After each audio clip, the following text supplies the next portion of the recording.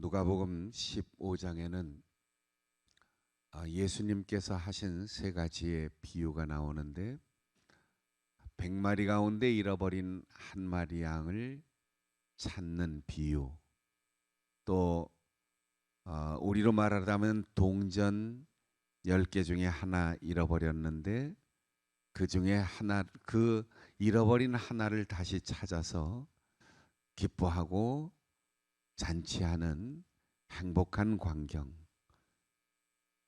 그 다음 세 번째 비유가 오늘 읽은 두 아들 가운데 하나,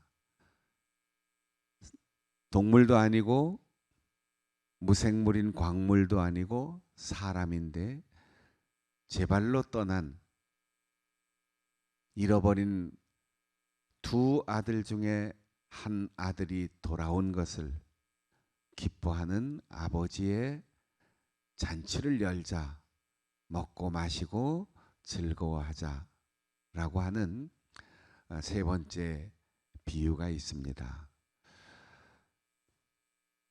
잃어버린 한 마리 양을 찾았을 때 온 동네 사람들을 다 불러서 잔치를 벌리자고 했어요. 오늘날 우리가 살아가는 세상은 데이터가 지배하는 세상입니다. 통계, 수치, 그리고 최소한의 지출과 최대한의 수입. 적은 투자로 많은 수익을 얻으려고 하는 계산과 그리고 통계학적 결론이 지배하는 데이터의 세상입니다. 100분의 1을 잃어버리고 그냥 놔두는 게 훨씬 낫습니다. 손실을 처리하고 잊어버리는 것이 마음 편할 거예요. 한 마리 잃은 양을 찾았다고 온 동네 사람들을 불러서 잔치를 벌이면 찾은 양보다 지출이 몇 배나 더 됩니다. 이런 어리석은 지출이 어디에 있습니까? 그런데 초점은 99대 1이 아니에요. 마이너스에서 다시 플러스로 돌아간 경제적인 이익이 아닙니다. 되찾은 기쁨입니다. 그리고 목자의 사명은 양 한 마리 한 마리에게 있어요. 100마리도 다 따지고 보면 한 마리씩입니다. 아무리 큰 교회도 한 사람 한 사람이지 결코 교회를 100명짜리 교회, 1000명짜리 교회, 10,000명짜리 교회, 10만 명 모이는 교회, 큰 교회, 작은 교회 그렇게 비교할 수 없어요. 동전 10개 중 하나를 잃었다면 그렇게 부지런히 쓸고 닦고 하는 노력을 다른 데 가서 했으면 동전 20개도 생겼을 거예요. 그런데 쓸고 닦고 뒤지고 부지런히 시간을 소모한 결과 그 하나를 다시 찾았는데 동전 10개를 다 쓸 만큼 큰 잔치가 벌어졌을 겁니다. 경제적으로 전혀 쓸모없는 일을 하는 사람이에요. 그런데도 먹고 마시고 즐거워하자 잔치를 벌입니다. 아들 둘이 있습니다. 하나는 돌아온 탕자. 그래서 어떤 분이 온탕이라고 그랬어요. 온탕. 또 하나 아들, 큰 아들은 냉정한 집에 있는 탕자. 그래서 냉탕. 온탕과 냉탕을 왔다 갔다 하면서 사는 이 아버지의 심정이 어떻겠습니까? 그것도 아버지가 돌아가셔야만 물려받을 수 있는 유산을 미리 딱딱 따지고 계산해서 내 목 주십시오. 그리고는 집 떠나간 아들 괘씸해서라도 잊어버릴 거예요. 굳이 나에게 손해를 끼치지 않은 사람이라도 직장 동료나 친구나 이웃집 사람 어디를 갔든 말든 1년을 보이지 않든 3년을 보이지 않든 하루 이틀 지나면 잊어버릴 거예요. 그러나 다 주고 받은 것 아무것도 없고 희망도 없는데 아버지는 찾아 나가지는 않습니다. 그러나 문을 열어놓고 기다리고 있습니다. 사랑하는 여러분, 동물은 찾아 나서야 돼요. 광물도 부지런히 쓸고 닦고 하며 찾아야 돼요. 그런데 사람은 기다려야 돼요. 찾아간다고 마음이 갑자기 돌이켜지는 게 아니죠. 설명한다고 이해되는 게 아니죠. 겪어봐야지 되는 거예요. 그래서 언제 어디서 어떻게 만나야 할 건가가 우리의 고민입니다. 늘 사람을 대하는 것은 상대적이어서 양은 목자가 부르면 얼른 쫓아옵니다. 동전은 내가 집으면 내 주머니로 들어갑니다. 그런데 내 속으로 낳은 내 자식도 내 마음대로 말하는 대로 잘 듣지 않습니다. 학교의 학생들도 선생님 말을 쉽게 잘 듣지를 않습니다. 이야기가 다 다른 것 같은데 하나의 공통점은 많은 손해를 감수하고도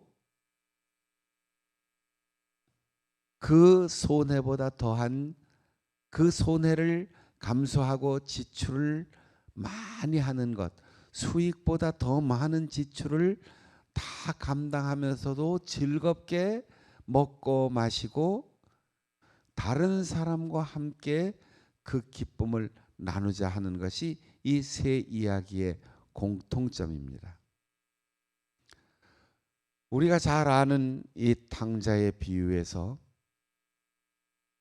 아버지를 떠난 작은 아들은 먼 나라로 가서 아버지로부터 받은 재산 다 팔아서 현금으로 가지고 가서 정말 즐겁게 삽니다. 하고 싶은 것 다 해요.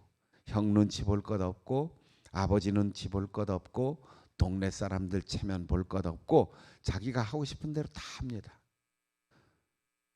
얼마나 많은 친구들이 얼마나 많은 사람들이 그 주변에 들끓는지 몰라요. 그런데 다 쓰고 나니까 사람이 다 떠나가요. 흉년이 들어서 먹을 것이 없으니까 돼지를 치는 집. 유대인들에게는 돼지 그러면 우리 한국 사람들이 개자를 붙여서 단어를 표현하는 것과 똑같아요. 돼지 기르는 집에 들어가서 돼지 기르는 일을 감당하면서 얼마나 먹을 것이 없었으면 돼지가 먹는 것을 주워 먹었겠습니까? 그래도 그 배고픔을 해결할 수 없고 너무 고통스러우니까 정신이 돌아왔어요. 이에 돌이켜 그랬습니다. 아버지 집에 있을 때 아버지 어차피 돌아가실 거 어차피 나 줄 거 내놓으세요. 제정신이 아닙니다. 그것으로 밖에 나가서 사람들과 즐기는 일에 사용하는 것 제정신이 아닙니다. 흉년이 들었다고 유대인이 돼지우리에 들어가 사는 것 제정신이 아닙니다. 아무리 배가 고파도 돼지 여물을 꺼내 먹는 것도 제정신이 아닙니다. 그런데 다 떠나고 다 잃고 먹을 것이 없고 죽을 것 같다라는 위기 앞에 제정신이 돌아오는 거예요. 여러분, 우리가 고난이 싫고 고통이 싫고 어려운 일이 싫고 손해가 싫어도 하나님께서 우리에게 정신 차려라 라고 주시는 결핍이나 고난이나 역경이나 그리고 외로움은 우리의 인생에 각성하는, 즉 생각해야 할 것을 생각하고 아들로서 마땅히 돌아가야 할 자리를 깨닫게 하고 내가 지금 있는 위치에서 내가 하는 일이 사람답게 올바르게 살고 있는가를 깊이 성찰할 수 있는 은혜의 시기입니다. 그래서 고난은 변장된 축복이라는 별명이 붙어 있는 거죠. 이 아들이 돌아왔을 때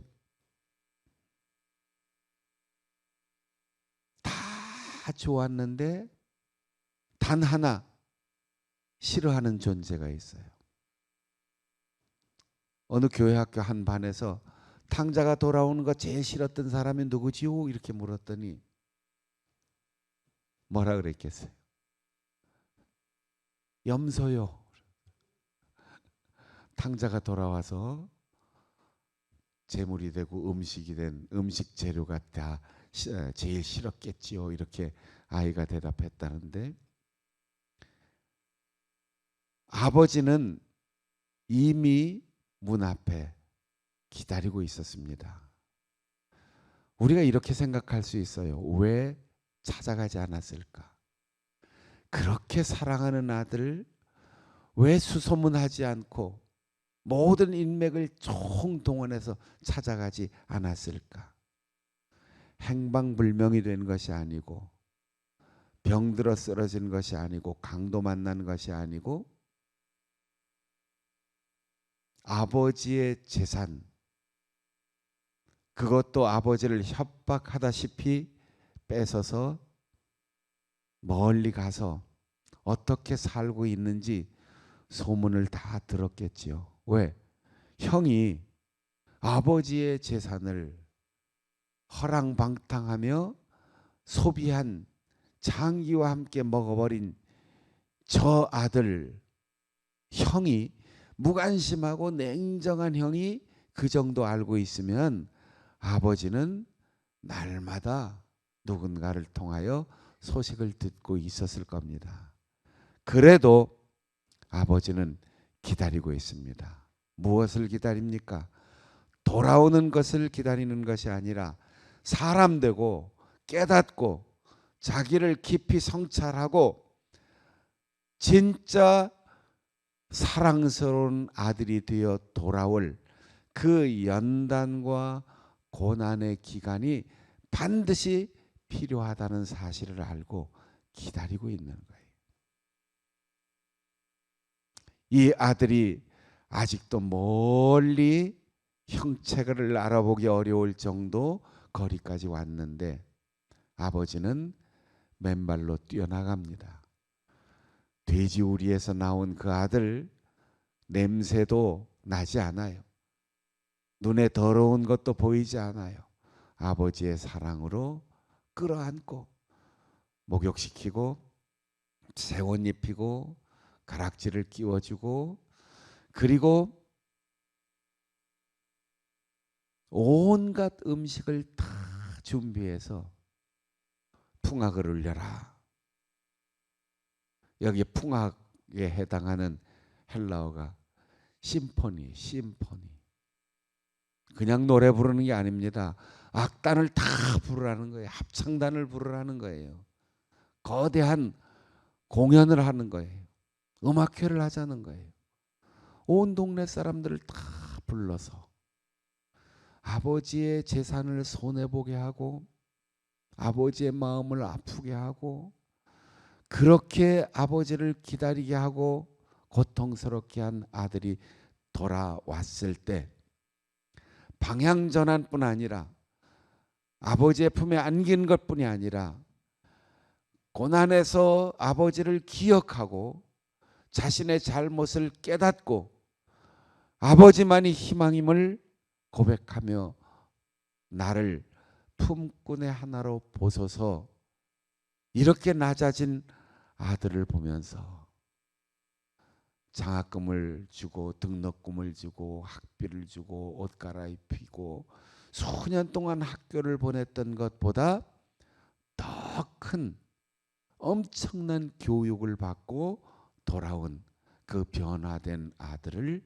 기뻐하기 때문에 어떤 소비도 어떤 재산상의 손실도 아깝지 않고, 야, 등록금도 아깝지 않다, 재산의 절반도 아깝지 않다, 네가 이렇게 사람다운 사람이 되어 돌아왔으니 나는 더 이상 원할 것이 없다.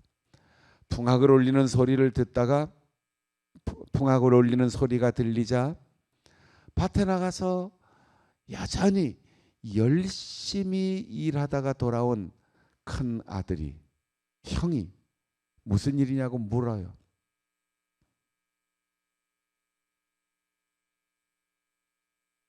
그때 하인 한 사람이 당신의 동생이 돌아왔습니다.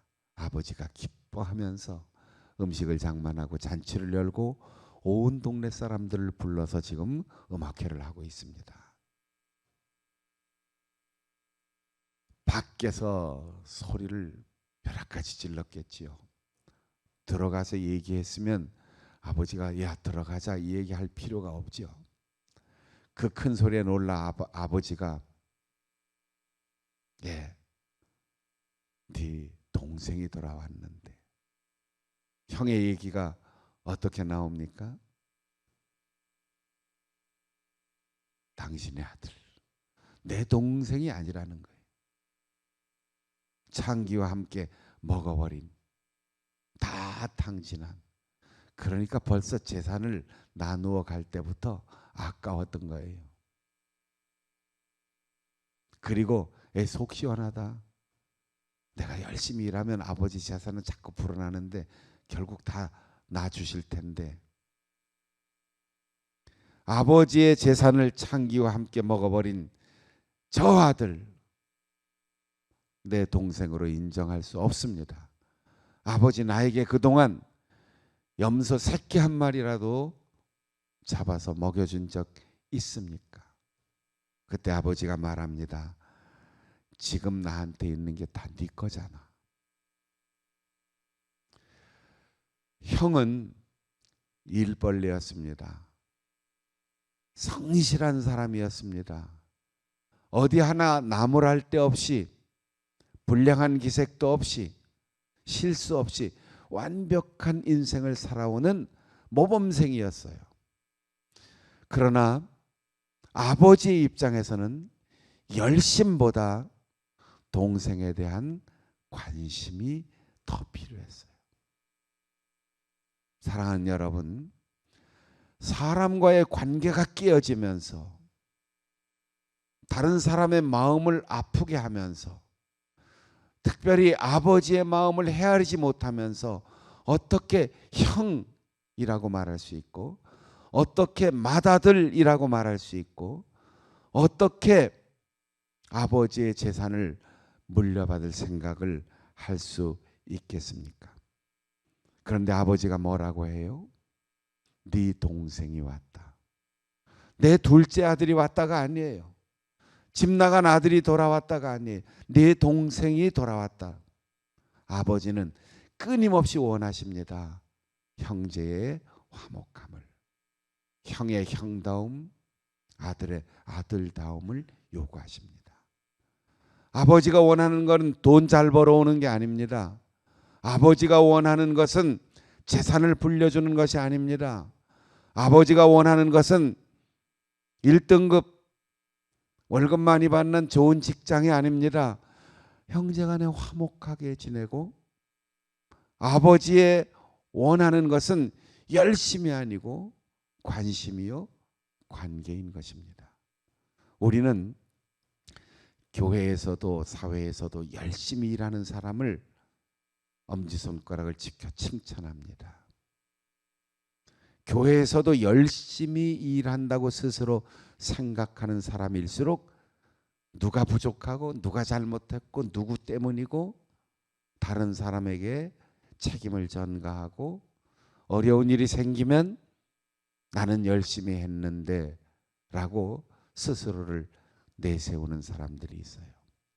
하나님 아버지는 그런 형이 아니라 잃어버린 동생, 잃어버린 아들, 그에 대한 소문을 많이 듣고 많이 평가하는 형이 아니라 관심 가지고 쫓아가서 용돈이라도 주어주고 아버지가 기다리시니까 매일매일 눈물로 문 앞에 계시니까 빨리 돌아와라. 그렇게 말해 줄 수 있는 형이 필요한 것이죠. 마지막에 이 작은 아들이 나는 죄인입니다. 이렇게 고백하며 돌아왔는데 맏아들은 끝까지 난 들어갈 수 없습니다. 이 잔치는 무효입니다. 여기 지출은 온당한 지출이 아닙니다. 라고 아버지에게 항의를 하는 거예요. 여기서 이야기가 끝납니다. 이런 문학적인 기법을 가리켜 열린 미래라고 하는데 누가복음을 기록한 누가가 사도행전을 기록하면서 맨 마지막에 모든 사람에게 담대히 가르치더라 이러고 끝나요. 그때 이 글을 읽는 사람에게 글 쓰는 이가 말하는 거예요. 독자인 당신은, 이 글을 읽는 당신은 어떤 사람이고 무엇을 하며 앞으로 살아갈 것입니까? 라고 질문하는 거예요. 누가복음 15장에 나오는 이 세 가지 비유를 말한 까닭이 있어요. 세리와 죄인들과 함께 먹고 마시며 즐거워하는 예수님을 바라보면서 가장 모범생 바리새인과 서기관 큰아들 같은 사람들이 손가락질할 때 그때 그들을 향하여 말씀하시기를 너희들이 비난하는 이 죄인들이 지금 말씀을 들으러 나에게로 그리고 아버지에게로 돌아왔다. 너희는 늘 아버지의 은혜 속에 살면서 정말 감사해 본 적이 있는가? 정말로 아버지 하나님의 마음을 기쁘시게 하려고 애써 본 적이 있는가? 주님이 질문하시는 겁니다.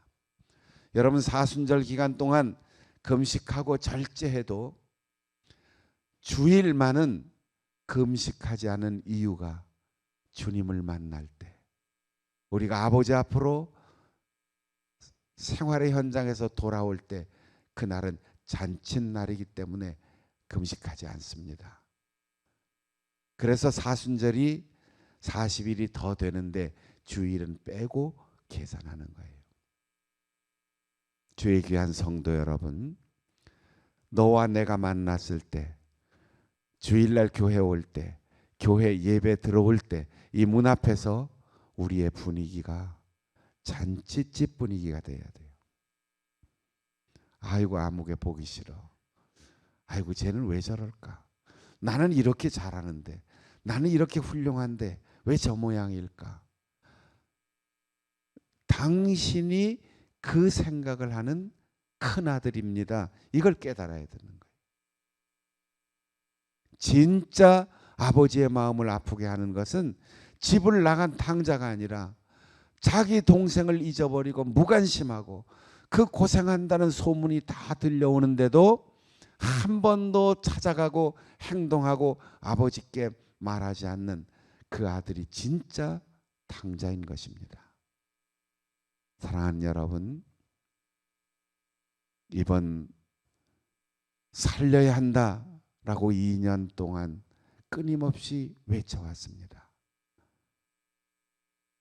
우리의 직장에서 열심히 일하고 교회에서 열심히 봉사하는 것보다 더 중요한 것, 사랑하는 이에 대한 관심입니다.